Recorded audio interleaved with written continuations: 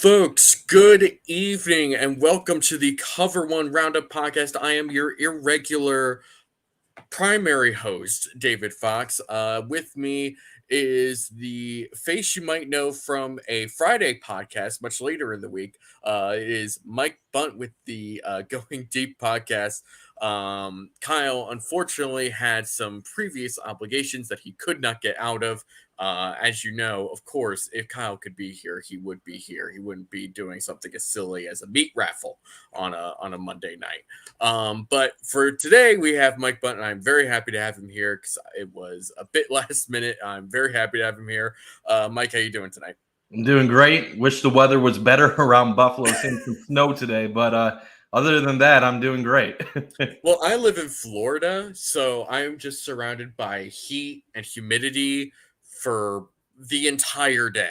And while I don't appreciate snow in mid-April, sometimes I think that's a better alternative than this constant soup-like air surrounding me. Hey, I'm with you. I don't want the humidity, but I am waiting for spring to finally start here. We had a glimmer of hope last week, and then now it's back to being crappy It's again. the worst part. I remember that living in Illinois when I went to school there. It was just like, oh, here's like a week's worth of like really nice weather, and then here's like the worst possible rain or snow or both in the same day, just like destroying your life. Anyway, so with the weather discussion out of the way, as you can tell from the title, we are going to be discussing the dream and nightmare scenarios for the Buffalo Bills coming up in the 2022 NFL Draft, which is less than 2 weeks away. And I am, for one, am so excited to finally be done with all this stupid draft discourse, because it's at this point of the year where it's just like everything that needs to be said has already been said. And now we're just recycling takes and takes and takes, and we're just like, I'm done with it. I know that people really like Aiden Hutchinson. I know a lot of people really like Chris Olave. I know people aren't so high on Kayvon Thibodeaux. I'm over it. I'm over it. Let's just get to it.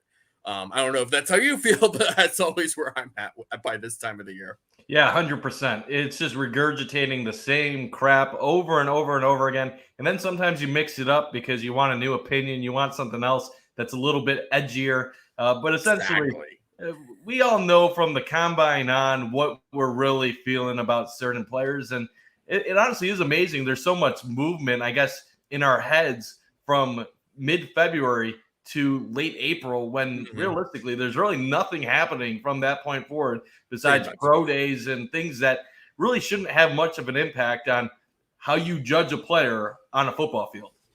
Right, and the big thing that affects everything from like post combine on in terms of the draft, it doesn't really have anything to do with the draft. It has to do with free agency and just like, all these different scenarios that we thought of. I mean, for a long time, I was like, okay, how did we get Jordan Davis to 25? And now we're at a point after free agency where it's like, I don't care. I don't care if they get Jordan Davis or not. In fact, I'm not entirely certain they should get Jordan Davis if he's even there at that point. Which he probably shouldn't be. He's a great player. But it's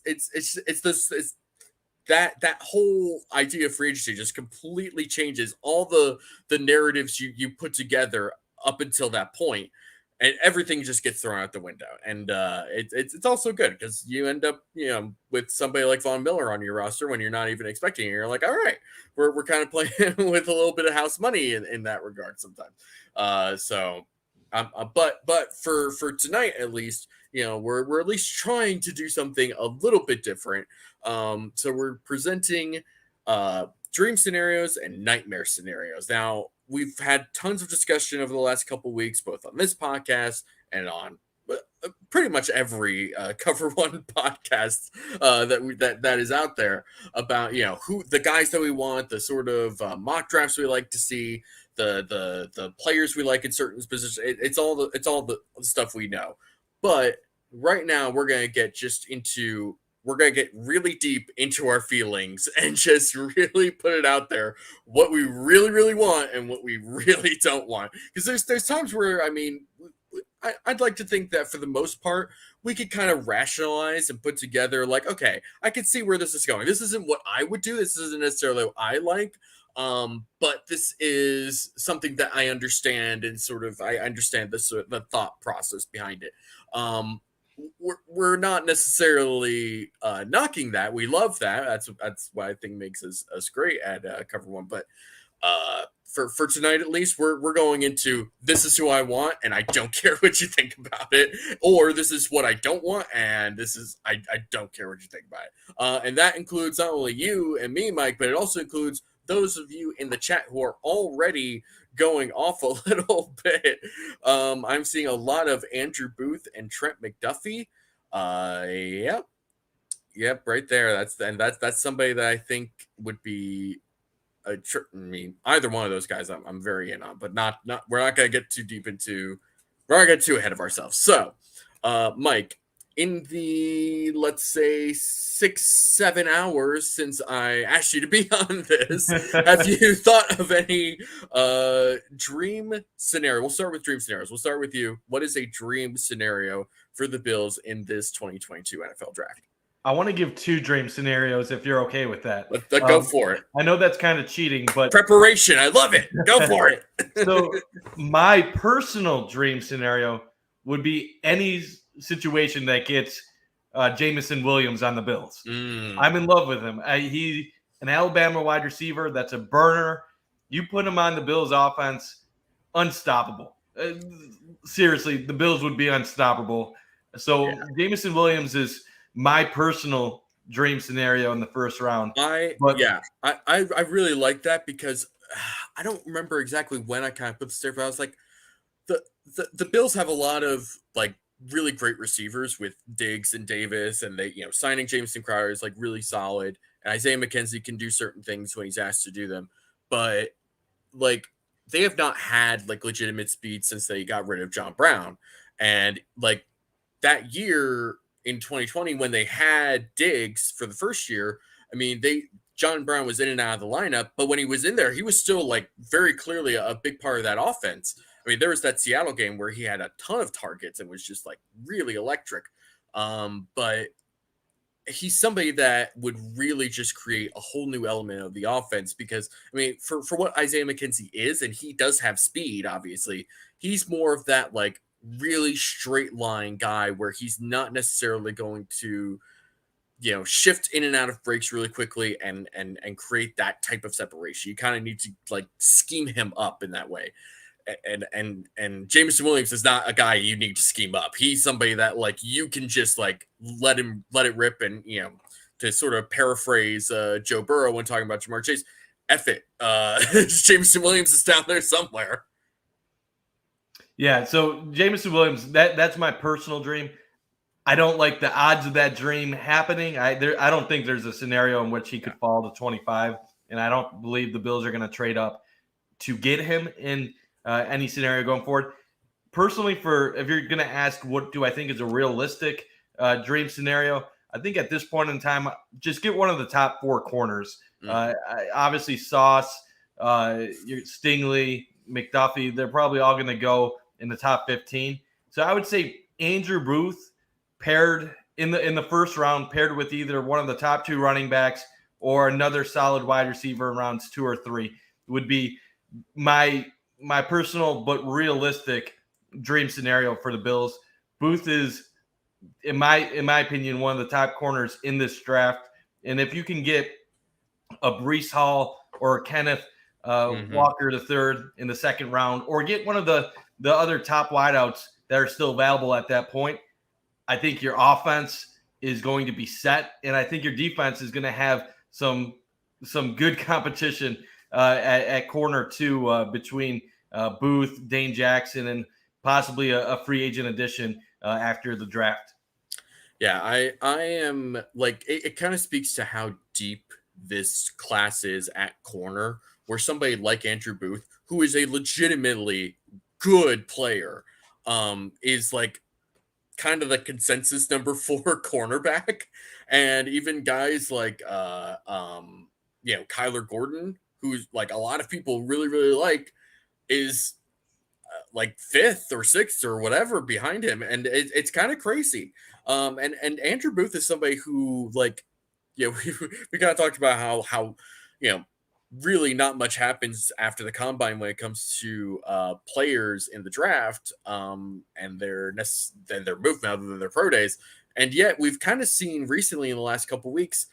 Uh, Andrew Booth kind of sliding a little more towards where the Bills might end up, and to the point where, like, several mock drafts that I've seen have had the Bills taking Andrew Booth at 25.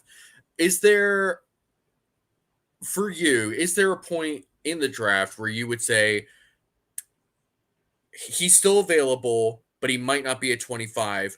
We should trade up for him. Is there a point where, like, that might happen for you? Is there, and like, what would that end up taking, do you think? For me personally, I don't think there's really a scenario where I think trading up in the first round is a good idea. And that's just because there's enough talented guys at the positions I would be interested in where I don't think missing out on this guy or that guy is really going to be worth what you'd be giving up in a trade.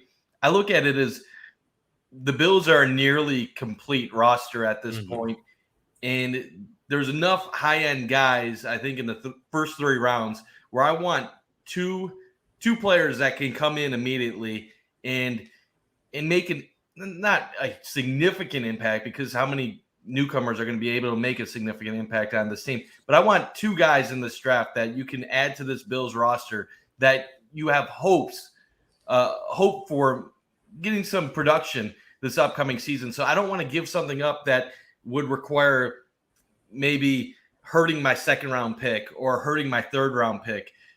After that, fine. If you get your guy in the first round and you want to move up a little bit in the second round to get that second marquee player that you're targeting, fine. But I don't think there's enough of a difference between the corners in the first round to really say, yeah, they should give up a bunch of draft capital to go get it. Now, if you're talking like a guy like Stingley or Right. or Ahmad Gardner dropping down and they're at like 17, 18, well then, like, okay, I'm all in. Right, because there is a difference between those top 2 guys and sort of that next tier of corners. Like Stingley and Gardner are pretty much like 1A and 1B for a lot of people, and for like really good reason, because like Derek Stingley was somebody that was like competing with D1 guys when he was in high school. I mean, this dude just has like that type of ability, and Gardner is somebody who's just been fantastic for Cincinnati and has really helped put that Cincinnati defense in particular on the map. But then from there, you're going into that next tier, and that next tier I think is like really meaty and like full of talent. I mean, we're talking about guys like Kyler Gordon, Trent McDuffie, and Andrew Booth. And then also, I think you could put guys like Kaiir Elam and Roger McCreary, who is Anthony Prohaska's dude and has been for a very long time, and Cam Taylor-Britt. I mean, you could even throw like Kobe Bryant, the other Cincinnati corner, in there. And I think that there's enough of those guys in that tier where, like, sure, if Andrew Booth does fall to 25, take him, go for it, because he's totally worth that pick. But if he doesn't, I don't think that you need to necessarily start dipping into that second tier at 25. I think you can wait until the second round, like you said, and maybe try and get someone there. The other thing that I think could be considered, or at least should be considered, is maybe even, of course, trading back to try and get more picks. Try and get as many of those like day 2 picks as you can, because those guys can still like really contribute to your team. But I think you could also make the argument, I think Greg has made this argument before, about like trading back to trade back into the first round, like late in the first round, like 31 or 32, and try and get someone there.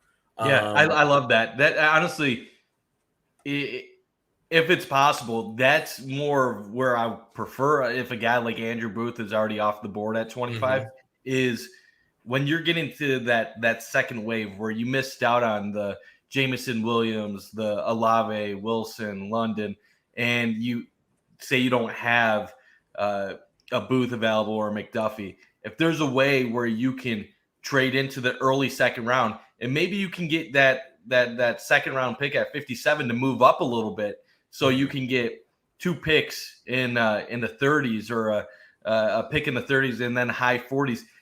I would almost be more in favor of that in a situation where your guys are gone at 25, because then you're still getting 2 high-level players among that group that you want. If you stick at 25 at that point, what are you really getting that you couldn't get 5, 6, 7 picks later? But that's all dependent on how they grade these players. They could be high on certain guys that we aren't. At this point, teams are very quiet on what they're really targeting. So you hear the rumors and everything like that, but we could be talking up Andrew Booth for an hour and weeks and days, and he could be nowhere in the Bills' plans at all. Right. So you never really know. Yeah, and that is sort of the other thing, is like we all look at these guys and we're like, oh my gosh, look at this dude, he does this, that, and we want a corner and we want another receiver, blah blah blah.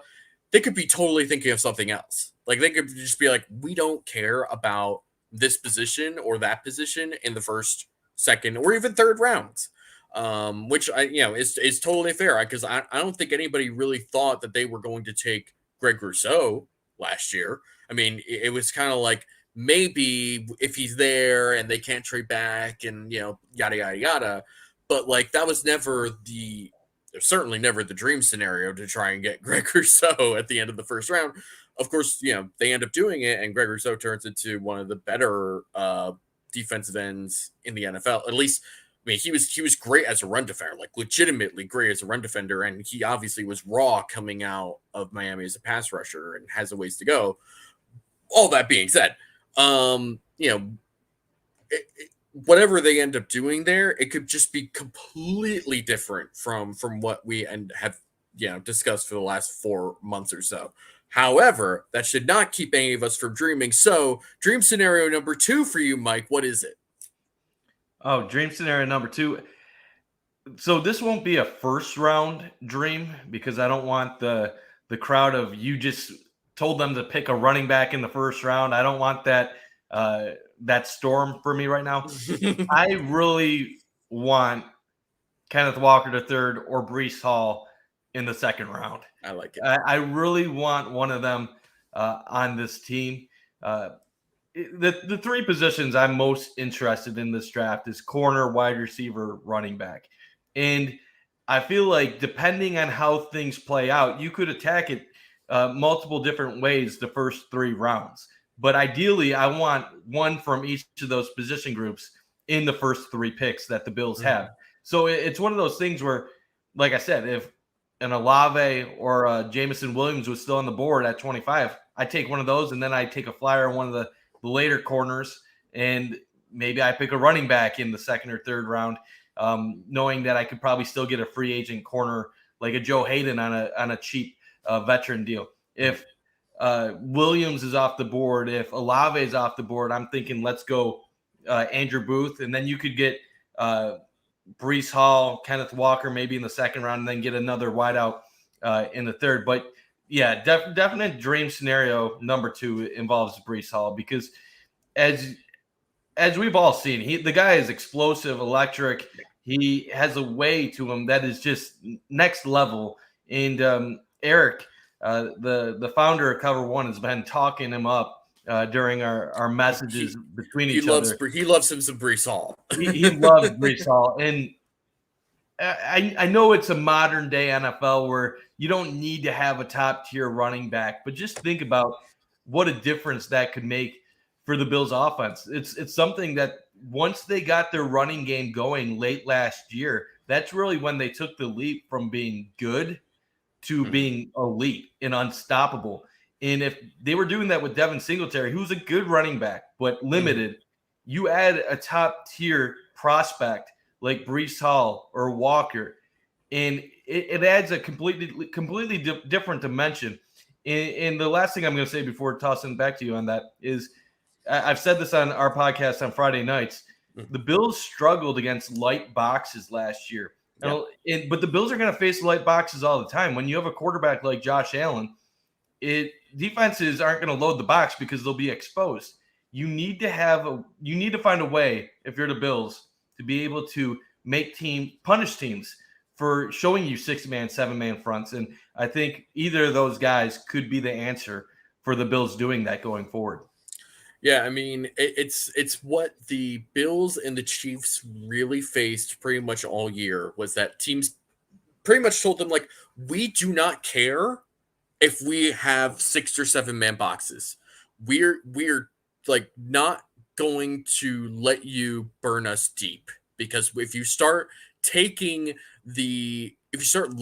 teams like the Bills and the Chiefs and those quarterbacks get those explosive plays, they're not going to stop, and you're not going to stop them. Like, you have to just like be prepared to just limit everything you possibly can. And the big problem with the Bills and the Chiefs last year was just that they couldn't counter that at all. I mean, the Bills' run game was pretty much non-existent outside of Josh Allen, especially on scrambles, to mitigate any of those really deep, too high shells that they kept seeing. And then you saw the same thing with Mahomes and the Chiefs, where they didn't have a running back. Now, the other thing with the Chiefs is, of course, they spent a first-round pick on a running back in Clyde Edwards-Helaire, and he hasn't done really anything for them in his first 2 years. And some of that has been injury, but some of that's also just been a lack of ability on his part. So, of course, you're going to have people who are already anti-running back in the first round, or maybe even the first 2 rounds, which is a little ridiculous for me. But there is reason to say, like, you can maybe get a running back later, but I mean, the running backs that are later, I don't know if they're going to give you the type of impact that you want when you consider the kind of what's the word I'm looking for, uncertainty that the Bills' offensive line provides right now. Because while I think we all like the Roger Saffold signing, we all like Ryan Bates being brought back, there's no guarantee that Roger Saffold is going to play all 17 games. And he's been great up until this past year, where he had a couple injuries, but he's 33 years old. And when the body starts breaking down, there's not really a whole lot you can do about that. But the other, and then with Ryan Bates, I mean, he's been somebody that they've developed, and obviously have done a good job of doing so. But you also wonder, like, okay, he played really well down the stretch for them and really opened things up. But are we really going to bank on that as, like, this is the reason the run game will be fine and we can just sort of punt on taking a running back later? I don't necessarily agree with that. Now, as somebody just pointed out, there is no Jonathan Taylor in this draft. Okay, sure, but Jonathan Taylor was picked in the second round as well. Like, people didn't really think that Jonathan Taylor was going to be Jonathan Taylor. Yeah, I mean, some people did, but, some of this is becoming revisionist history. I mean, right. The people that are assuming, I get it. Running back is a position where a lot of times you can take a running back later in the draft and still get solid production. So it's not always a wise investment to take in the early rounds. But the numbers show second round running backs, you normally do find the value there, and they do have a better history of being very successful than what you do in the 4th, 5th, 6th round. Yep. It's not something that you can always wait. There's a reason why guys are going in the 4th, 5th, 6th round. A lot of times they don't have the vision. They might be lacking speed. They might not be a good pass catcher. And I get it. Some people don't think that Breece Hall is the same level as a Jonathan Taylor and some of these other great running backs that have gone in the early rounds in previous years. But I just disagree. I think Breece Hall is a special talent. When a guy like Eric Turner tells me that he thinks Breece Hall is deserving of being a first-round running back, I'm going to listen. He's one of the smartest people I know when it comes to this stuff. And it's okay if we have different opinions on it. I like, if someone thinks he's a 3rd-round guy and another running back is better, that's fine. Tell me who you think is the guy, and if you think he's a 2nd-round pick, take him. I don't really care what the Bills do. I just know it's an issue that they need to address and get better at, because the whole first half of the season last year, when teams were doing the too high safety against Bills in Kansas City, quarterbacks like Josh Allen and Patrick Mahomes were going through struggles. And the thing about football is whenever you get too dependent on one thing, that's when you're going to have the ability to get stopped and be too one-dimensional. I want the Bills to have answers to anything a defense can attack them with. Yes. That's why I was excited to have O.J. Howard join this team. Yes. He throws some 2 tight end looks. It's the same reason why I want a solid running back in the second round who can take advantage of the lighter boxes. I'm excited about Roger Saffold. I'm excited about Ryan Bates. But it's not a guarantee that the offensive line is going to be drastically better. And if it's not going to be drastically better, you need a running back that can take advantage. And right now, Singletary, like I said, he's good. But behind him, you're looking at Duke Johnson and Zach Moss. There's a chance to upgrade, and they need to go for it. Yeah, and somebody like Kenneth Walker, who you mentioned as well with Breece Hall. I mean, Kenneth Walker is kind of the perfect fit for what I think the Bills are going to be running more on offense, which is more of that zone scheme that comes with Aaron Kromer being the offensive line coach. And if that's the case, I mean, somebody like Walker, he was so good with Michigan State, and he was good before he transferred to Michigan State. He was really good at Wake Forest. There were guys who were like, hey, like, this dude's kind of being underutilized in this very weird, long mesh offense. And that's sort of why he ended up transferring to Michigan State.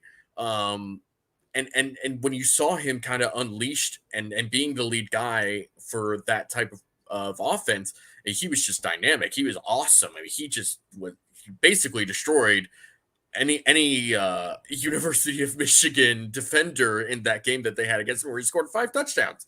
And he's somebody that like brings a lot of speed. He brings a lot of vision. He brings just great balance. He's really creative with the ball. My only issue with Kenneth Walker is just that anytime where it was a passing situation, he wasn't great at receiving. He wasn't good at making plays after the catch. And he definitely wasn't very good, at least from what I saw, as a pass protector, which is concerning when you're a team like the Bills that does as much passing as they do. It's not what you like to see. So that is sort of the other issue when it comes to the running backs in this class in particular, is like, somebody like Isaiah Spiller is a really good running back, but I don't necessarily see anything that Isaiah Spiller brings that Devin Singletary doesn't already bring to the table. Kenneth Walker is a really good running back. He's a very, very good runner and will be a major contributor, I think, to whoever takes him in this year's draft. But as a receiver, I'm not sold on him. And for a team that does so much passing, they need somebody who's going to contribute in the passing game. I would like to see a running back be an actual contributor in the passing game. That's why they wanted to get J.D. McKissick from Washington and ended up settling with Duke Johnson. And then with Breece Hall, I mean, Breece Hall kind of seems like the best option of those three for what the Bills are going to end up doing.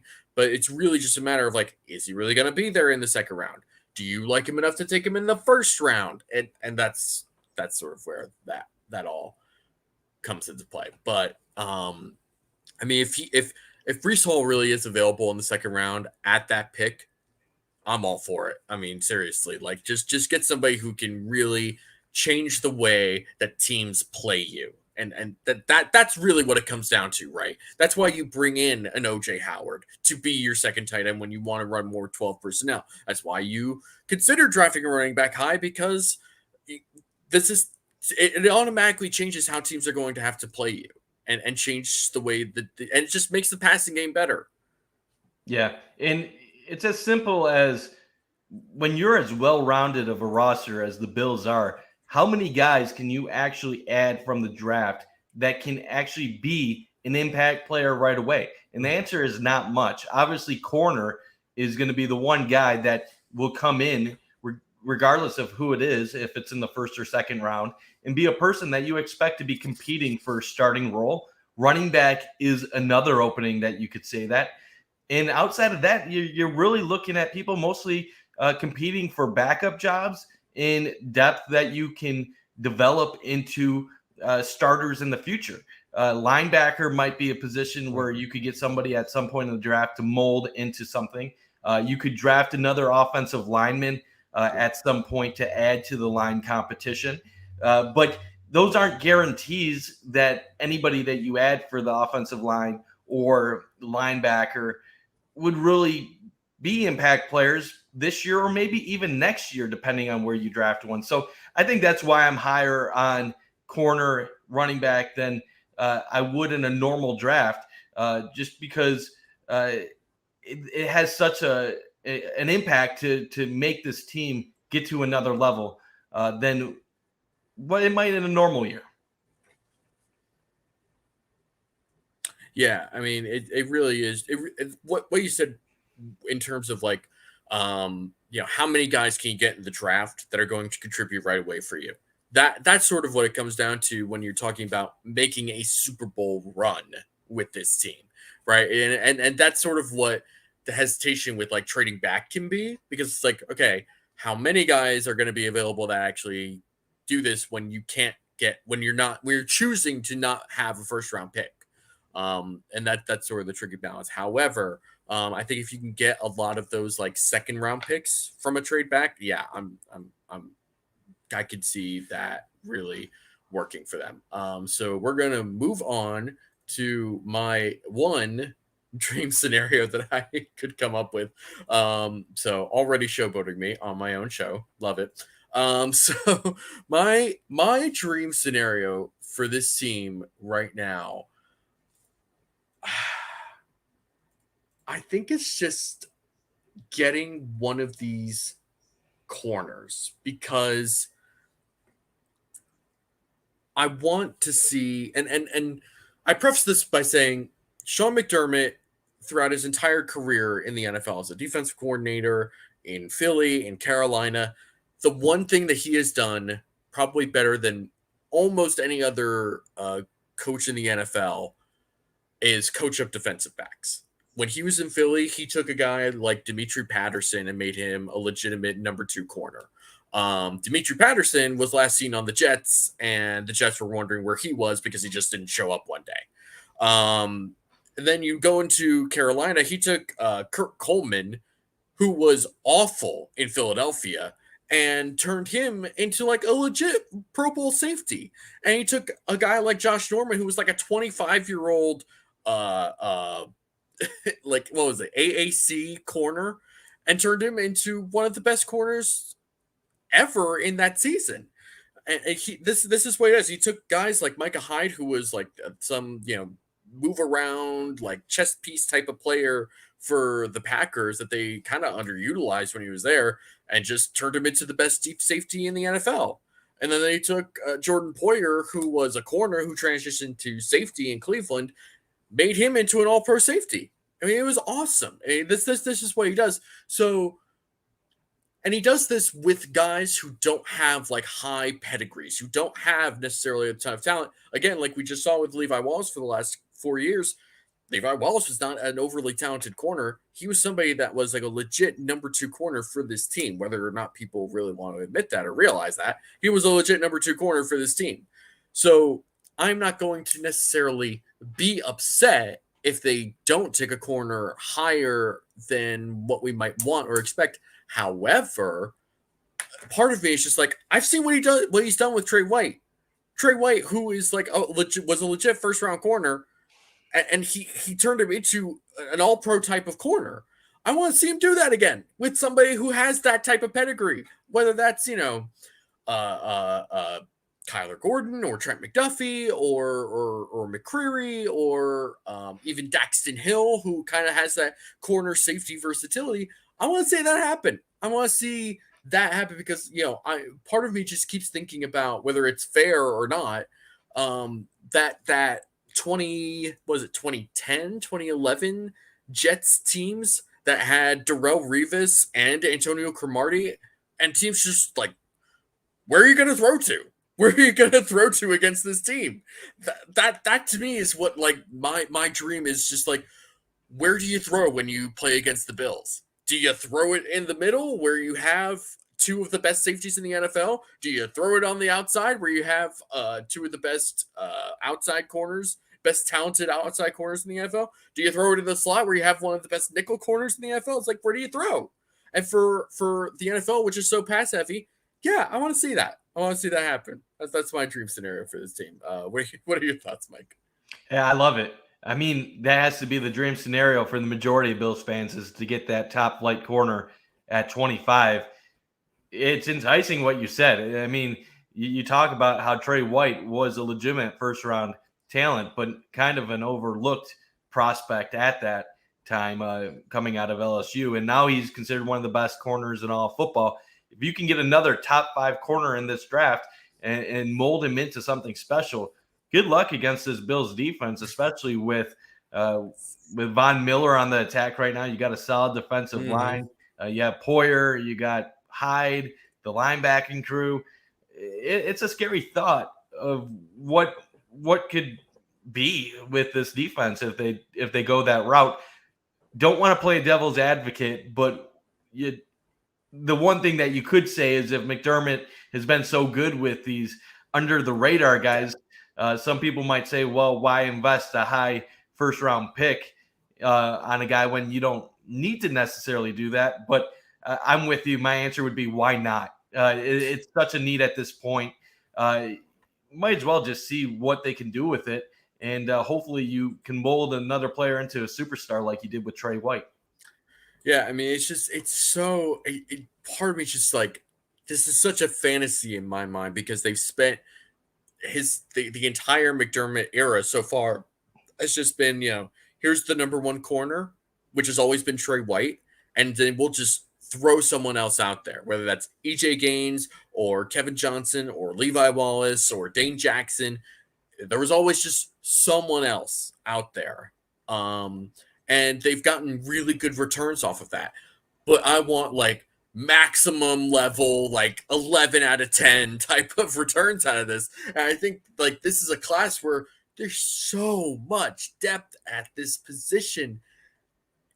It almost just feels like you would do yourself and your team a disservice if you don't try to go after one of these top tier guys, whether that's, again, we're not expecting Gardner or Stingley to actually be available at a point, but like there's enough of these tier 2 guys where it's like, go after one of these guys. Like just go for it. Get one of these guys because like they could really be legitimate contributors in year 1.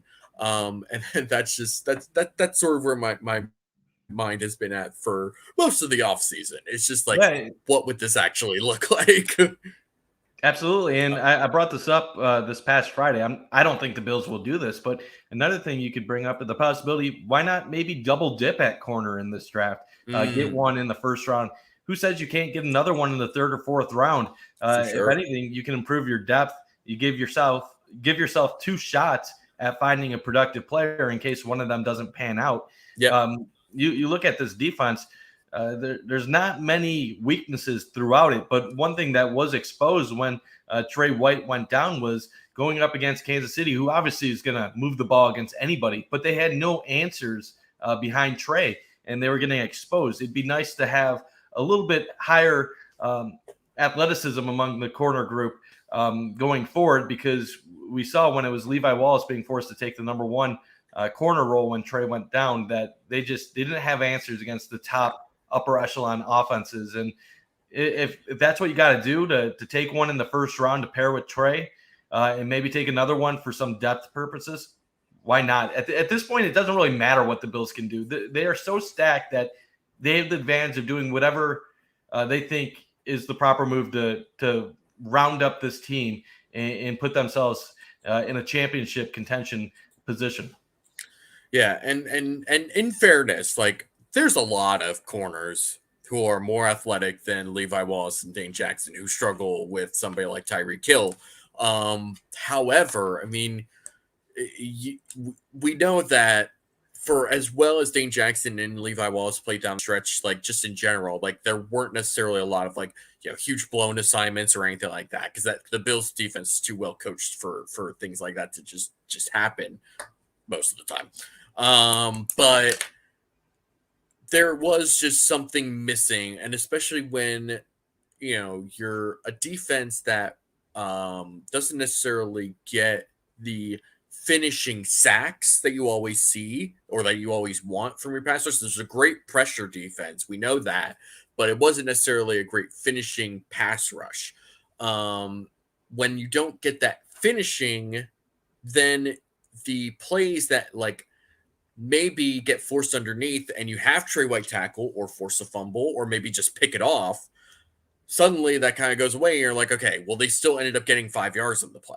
And that's sort of where that next level of corner can make a difference, I think. So that's sort of just part of the process. Is just like, and another part of it, like you said, is depth. I mean, there really isn't a lot of depth at corner now that Levi is gone. You have Troy White, who is rehabbing his ACL and will probably be fine. But I mean, at this point, it's like Dane Jackson and Saron Neal. Like I've seen enough Saron Neal playing outside corner in the preseason to know that that's not a good part of the plan. So there needs to be at least one corner, if not multiple corners taken in this draft, or at least one corner and then like a couple in undrafted free agency. I think that really needs to be a huge priority for this team in this part of the process. Moving on, we're now going into the dreaded nightmare scenarios. We'll start again with you, Mike. Is there a nightmare scenarios that is haunting your dreams more than anything else as we head into the draft? So I was trying to think of a nightmare scenario since you told me earlier today that I had to be on the show. This might sound like a cop-out answer, but I really don't have a nightmare scenario for the Bills in the draft. I don't think there's anything that they could do that is going to suddenly make me worried about things going forward. I guess a nightmare scenario would be if they did anything other than go after the best corner available in the first round or get a guy that's an elite wideout in the first. But even in that scenario, say they did take a risk and they took Zion or they took the top guard or top linebacker, I still don't think I'd be upset with that, because if they're taking someone like the top offensive guard or top linebacker in the draft at 25, then I'm going to assume that person's going to play a significant role for them going forward. So I'm not going to really question that. So for me, there's really not a nightmare scenario. I will be concerned, I guess, if somehow they go the first 3 rounds and don't get a corner. But that's so unlikely that I don't really even think it's something to ponder about, in my opinion.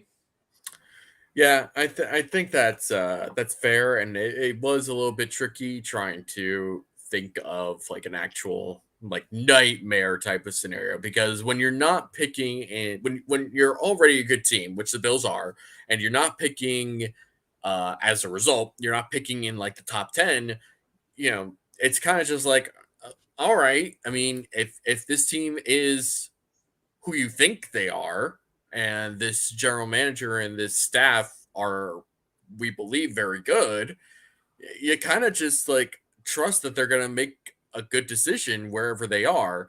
That being said, for me, what I am probably most concerned about, and would be, I mean, it would probably be a little exaggerated calling it nightmare. But to me, my biggest concern is that in a draft that is full of wide receivers, they don't take any of them. And especially that they don't take any early. I am very much into the idea of like a round 3 type of wide receiver, because I think that's where you can get guys like a Khalil Shakir, like Alec Pierce, who I think like I really like Alec Pierce a lot. And I think you could kind of put him into that like Gabe Davis sort of player, where like year 1 you kind of use him as just like a blocker and kind of interchangeable near the box, but also scheme up deep passes to him because he is very athletic, as we saw at the combine. And then, there's other guys like Wan'Dale Robinson or even a David Bell, but David Bell doesn't necessarily move the needle for me for this team. I think David Bell's a very good receiver, but he's not necessarily going to give you something that guys like Diggs and Davis aren't already giving you. And especially moving forward, you would like, I would think moving forward, like Diggs and Davis are kind of like the duo they want like down the road. And I think they want to add something else to that and another element to that, which is why I like guys like Wandale Robinson, Alec Pierce, Khalil Shakir. And Jameson Crowder's a really good like 1 year rental, especially for the money that he's being paid. That's like a really good 1 year rental for me. And Isaiah McKenzie is Isaiah McKenzie. We know who Isaiah McKenzie is, and we probably know better than to take him in at any point in our fantasy football leagues.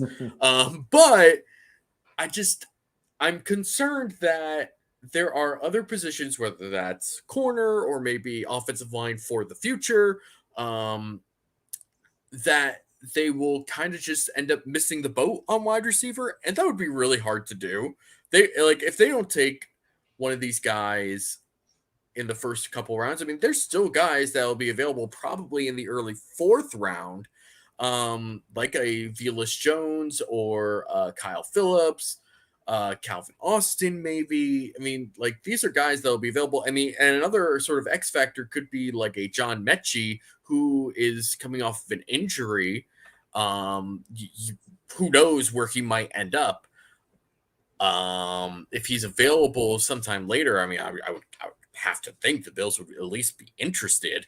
But that's just sort of my concern is like when you have this type of draft in like a class that has this sort of depth and talent, you gotta at least take a shot on one of these guys. And that's really how I think they ended up with Gabe Davis. I mean, that receiver class in 2020 was stacked with guys, and they didn't necessarily have a need on paper for another wide receiver because at that point they had already traded for Diggs. They had John Brown, who had his best statistical season in the NFL the year before, and they had Cole Beasley, who was phenomenal with them as well. So there was not necessarily a need for receiver, and they still ended up taking Gabe Davis in the 4th round, who, lo and behold, is looking into 2022 as the number 2 receiver and a really good number 2 receiver too. And he kind of came into that role because John Brown, who had had an injury history before, suddenly that came up again, and you needed a guy who was going to be in that role. So to me, I think that you gotta get a receiver at some point, and I think earlier the better, because once you get past that like early round 4, I mean, it's not looking great. I mean, at that point, you're kind of taking a chance on somebody like a Charleston Rambo, who I like, but that's somebody you're getting like mid to late day 3. Romeo Dubs, even like a Speedy Naylor. These are the sorts of guys you're looking at, and while they might end up being decent players, I don't think that they're necessarily like the year 1 type of contributor that you want when you're making a Super Bowl run. Yeah, I'm with you on all of that. And even if you go back to the Gabe Davis pickup when they added him, how many Bills fans could have even named Gabe Davis at that point in time? Not many, to be honest with you. And how many would have expected him to make the impact he's made his first 2 years with the Bills? Barely anyone. It just goes to show that these GMs, they have their guys. They know what ideas and plans they have for them. We can name out a million guys, and they might have someone else in mind in a specific role. And we could complain about the pick, but it might be the right pick for them. You look at wide receiver, I'm completely with you. Right now, the contracts these wideouts are getting are ridiculous. And the Bills are going to have, obviously with a salary cap going up, that's a good thing, but they're going to have some issues in the future with paying Josh Allen what they are and paying Stephon Diggs what they are. And next up is going to be Gabe Davis in 2 years. Depending on how he produces, he might want a solid contract. And Dawson Knox, because his contract's up after this year as well. Yeah, Knox is going to command some money. You're going to need some guys on cheaper deals that are still talented enough players that you can depend on. And this isn't the NFL of the 1980s and 90s where you need only 1 or 2 wideouts and you can be fine with mediocre players at the 3 and 4. With how much 3 wide you play, even 4 wide in the NFL now, you need at minimum 3 solid wide receivers. And like you said, with Jamison Crowder, the Bills are lucky enough at this moment in time where this year they have that situation set. But most likely, I think most of us are assuming that Crowder is probably going to be a 1-year rental. Hopefully things work out well and he's able to return. But I wouldn't bank on him being a Buffalo Bill for a super long time. If he is, I'm glad to be wrong. But like you said, if you're getting a wideout in the 2nd, 3rd round, 4th round, as long as it's one of those guys that you mentioned earlier, you can have a guy that can develop, not have a lot of expectations early on in the first year, and be a person that could give you even some leverage in contract talks later on with a Gabe Davis or a Knox, knowing that you do have other weapons in your offense that you can go to in case they want to price themselves out of Buffalo in the future. So I'm with you 100% on that. There's a lot of guys in that 2nd, 3rd round range that I would think would be fantastic additions to the Bills if they don't go that route in the first. Yeah, it just seems to me like when it comes to wide receivers, you have to just like keep churning that part of the roster. You can't just sort of sit there and be like, oh, well, we'll get this one guy and we'll be fine in free agency and whatever. But like, you got to keep churning that roster, especially now that the free agent market has totally changed for wide receivers and you know, to the point where somebody like Christian Kirk is getting like $30 million a year. It's a yearly thing now. It's a yearly thing. It keeps going up and up, and it's just like, man, wide receiver is a premium position. I don't know if it's like that type of premium position, especially when you need multiple receivers. Like, this isn't quarterback where you're just throwing money at one guy. This is wide receiver where, like you said, you need at least 3 of these guys. And so the whole like rookie contract system really makes it seem like, hey, like, we'll pay one of you. We're not paying 3 different veterans like uber type of money to be on this team at the same time. It just doesn't make any sense. So to me, you just gotta keep churning that with more and more rookies, and like some of them might be misses. You know, maybe Marquez Stevenson isn't the guy, considering nobody has brought him up in the entire offseason from what I've seen. But you just got to keep taking those chances. You're going to have misses in the draft. That doesn't mean you don't take a receiver, obviously. It means you just like, hey, let's just go get another guy because we can. And there's plenty of depth in this class where we can do that. So that's always where my mind has been. It's just like, I don't want to see them get a little lax when it comes to that position, because they need to get somebody for the future. And I don't know who that might be or who they might profile, because there's all different types of receivers and all different like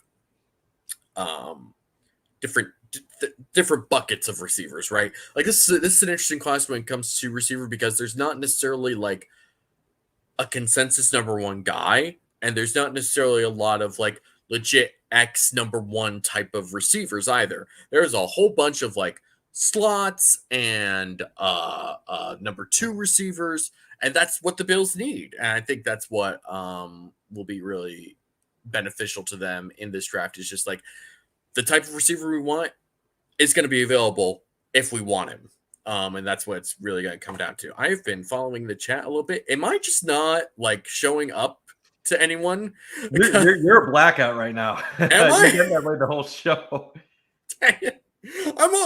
This is what I get for having crappy internet. So I thought at first, because this is my first time on the show, I thought you were doing that intentionally, like doing a Bruce Nolan thing today. But did that help? You just flipped to another side. Yep, it's all black. That's brutal. All right. Well, that sucks. Apologies to those who are going to be watching later. Listen, the camera is on. The camera says it's on. I see myself on the screen.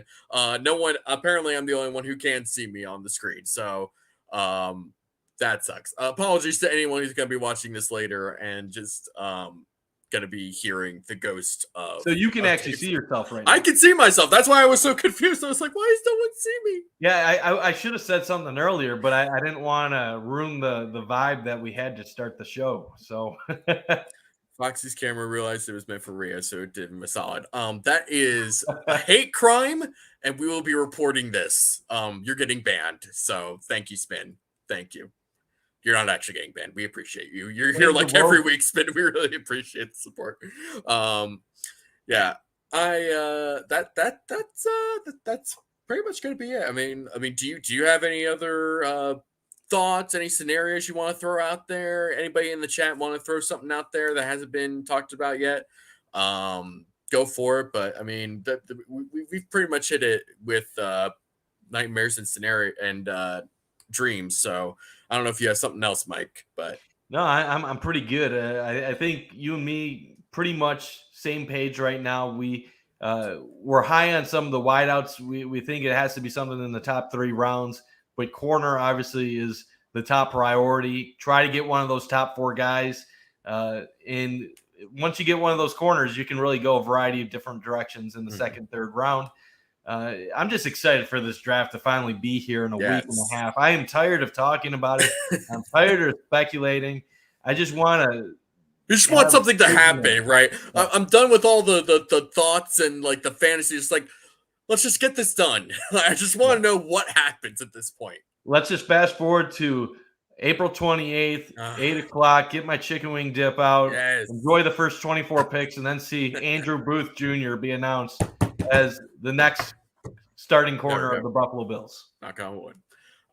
Yeah, I'm with you, man. It's just it's that point of the cycle where I'm just like, oh my gosh, can we just get here already? Why are we doing this to ourselves? But I'm really excited for this, and I'm really excited for this draft in particular because the last couple drafts have kind of gone the way people like expected them to. Like 2020 was pretty much there were no real surprises until Jordan Love got picked. 2021, it was really just all about where the quarterbacks ended up, and for the most part, they kind of ended up where we thought they would, with the exception, I guess, being Justin Fields in Chicago. But for this draft, I mean, anything can happen. I mean, there's not even like a consensus on who the number 1 pick is going to be, and that's what makes me really excited. And that's why I really love the top 5. There's no excitement really over. Yeah, the top of the draft, and it's weird to have a draft like that where, and a lot of that is because you don't have a quarterback that you really think is going to be a top 5 pick. But I will say one thing I am excited about with this draft. Okay, I'm excited to finally have a draft where you're going to have a full capacity crowd, Vegas. You're going to feel the energy again. It's been a couple years, even last year in Cleveland, it was really limited. In the viral draft, I know people gave it good reviews. It was amazing that they did it during the beginning of the pandemic, but I'm just excited to have some life in the draft. Yeah, I remember a couple years ago when they were first talking about the Vegas draft, and they were talking about having the draft picks go on a boat. Right. I don't know if that's still something that's in the plans or not. I wonder about that now. Jeez, but I'm just ready for Vegas to go crazy and have a fun time. And this should be a display. So it feels like we're finally getting to that stage where things are getting lively again, and I want Vegas to just put on a complete show.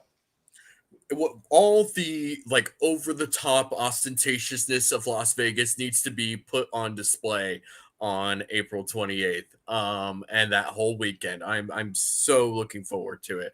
I think that is pretty much going to be it. For those of you who have been here tonight, we appreciate all the love, support, and all the very intense back and forth in the chat. We always love you guys coming out. We appreciate all the support. Drop a like if you like it, and if you didn't like it, do it anyway because it always helps the channel. And follow us on YouTube, on Twitter, on Facebook, on Instagram, on TikTok. We're pretty much everywhere. So just look for Cover One, look for all the different shows. We got the Air Raid Hour coming up later tonight. Mike, you've got your Going Deep pod coming up on Friday. If you want to plug that is on what time? Yeah, we're on 8 o'clock on Friday night, so make sure to tune in for that. You can also find the Going Deep Pod on Twitter, Facebook, and TikTok. Our Twitter page is nice. We're trying to get going on TikTok and Facebook. That's a little bit tougher for us, but make sure to check us out. We love to interact with everybody. Yeah. You can follow him at Mike_Bundt. You can follow me at DFoxy at DFAUXY. That part's showing up, right? That part's Yeah, on we can see Okay, that. good. Good. God. That's what I get. All right. For David Fox and Mike Bundt of the Cover One Roundup, we are officially signing off. Bye-bye.